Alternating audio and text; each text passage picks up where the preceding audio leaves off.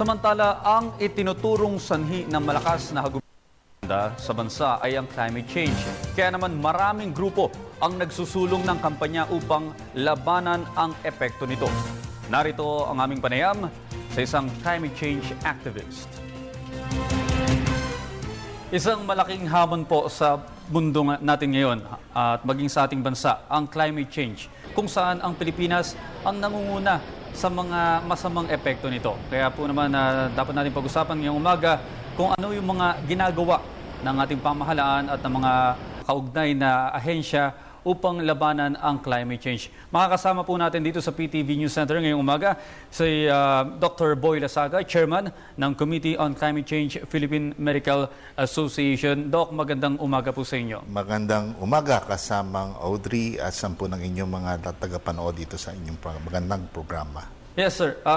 Taon-taon dinadalaw tayo ng mga bagyo at iba pang mga natural disasters. Ito po ba ay maililink na natin sa climate change talaga o ito yung natural na proseso lang ng ating ecology?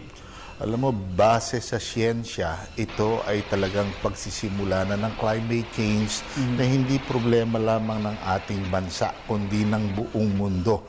Global warming.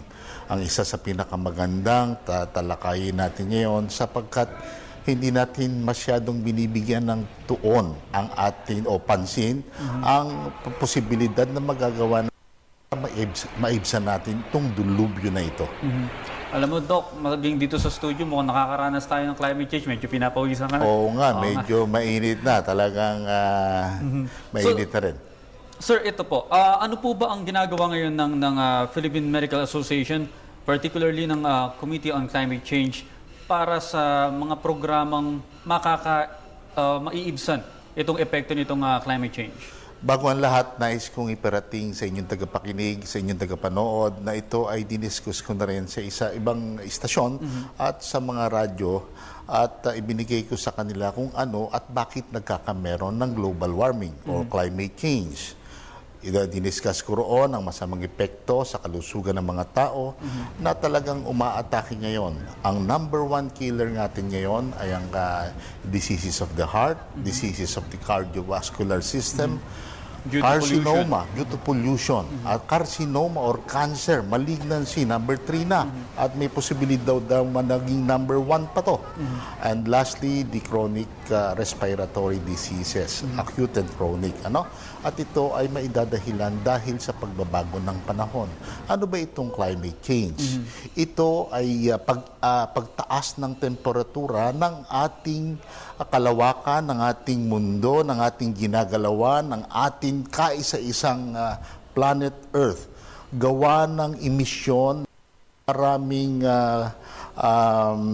gases. Yung ating pong tinatawag na greenhouse gases, kasama na dyan ang number 1, carbon monoxide, dioxide, number 2, methane, number 3, nitrous oxide, and number 4, itong fluorinated gases or the CFC, chlorofluorocarbons, na talagang toxic sa ating kalawakan. Ito ay nagbibigay ng init hindi lamang dito sa ating mundo, kundi mismo sa kalawakan na ito'y dinadala hanggang sa itaas.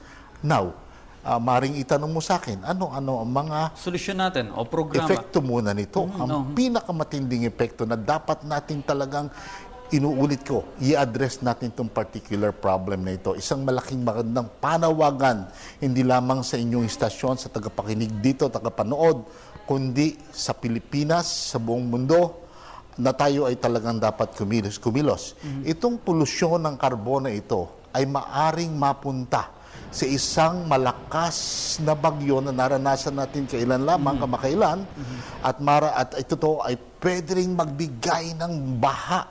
Hindi lamang dito, nasa Metro Manila, kundi ngayon, doon din hanggang sa Visayas, nakita natin hanggang sa Mindanao.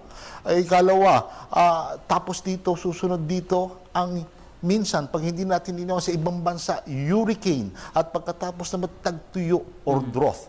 At tapos, pag may tagtuyo, ay pupunta rin sa ating mga kagubatan, wildfires. na magiging sanhi ng napakaraming pagkawala ng buhay o pagkakasakit o pagwasak ng ating mga ari-arian. Bukod dyan, Doc, dahil itong mga bagong mga bagyo o hurricane, talagang mga world record na talagang sa kasaysayan, ito yung mga naitatalang pinakamalalakas. Pinakamalakas sa buong mundo, just imagine.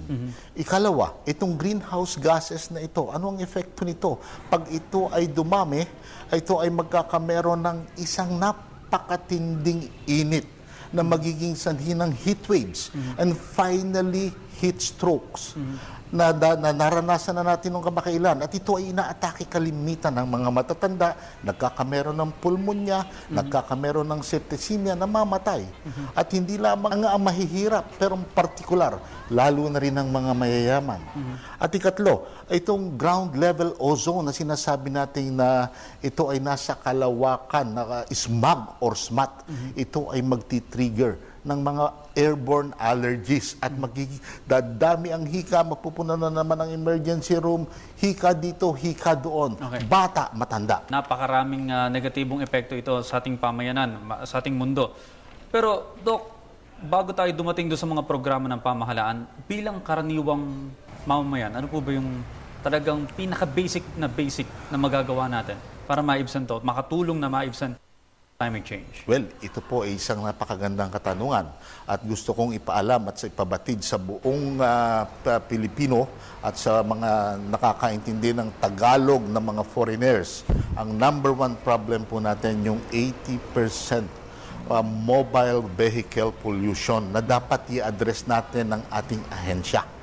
Ito po ay nagdudulot ang pagtaas nito sa alapaap at tumitigil ng napakahabang panahon. Doon sa alapaap at nagdudulot ng napakainit at magbibigay din ng sinasapit nating mga bagyo. Yeah, pero Doc, ang kasama sa pag-unlad, ang transportation, na hindi naman natin maalis sa isang umuunlad na ekonomiya, talagang dumarami mga sasakyan, kailangan bumiyahe ng mga tao. So, sir, anong solusyon natin dito, sir? Well, doon sa kakaya nga doon sa isang programa na ibinigyan kong solusyon ay sana magkameron tayo ng mga available technologies. Pwede nating i-consider at ito ay sinasabi ni Al Gore. At nabasa ko din ang mga solar systems at ang mga e-vehicles. Yan po ang isang magandang mga teknolohiya na available ngayon. At siguro marami pa pong susulpot sa maraming pa Kristiyanong nagdarasal para sa kalutasan nitong ating problemang ito. Ay ako'y naniniwala na tayo pagbibigyan pa siguro na makakita ng iba pa. Okay, Doc, kanina may mga nabanggit ka bilang panghuli, no, na mga na maring idulot nito. Sa bahagi po ng Philippine Medical Association, ano po ang mga programa ninyo para maibsan nito? Alam po ninyo, inuna po namin or pinigyan ng priority ang mga nabiktimahan ng bagyo sa Kabisayaan, sa Tacloban, sa Samar at ito pong December 18 to 22 yata, inabisuhan ako ng aming Pangulong si Dr. Olarte na kung pwede sumama din dito sa Palawan. At nakita namin doon ang mga problema ng respiratory diseases nga, yung ubo, sipon, lagnat na yan.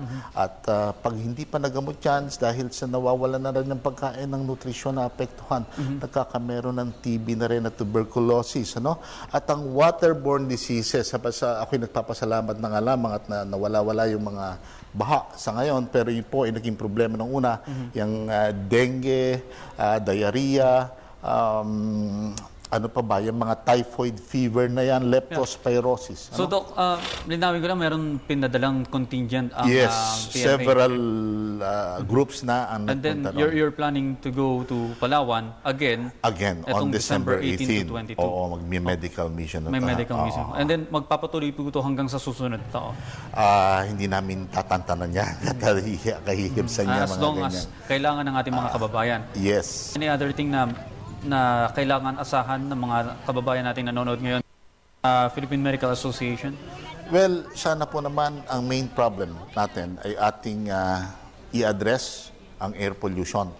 Sana po naman ito ay magtagumpay tayo kung paano natin ito mahihibsan o mabibigyan ng solusyon sapagkat kung wala po tayong magagawa dito ay patuloy po tayong hindi lamang sa ating kalusugan, kundi sa kalusugan ng ating pong environment. Environment and human health, both of these is inseparable.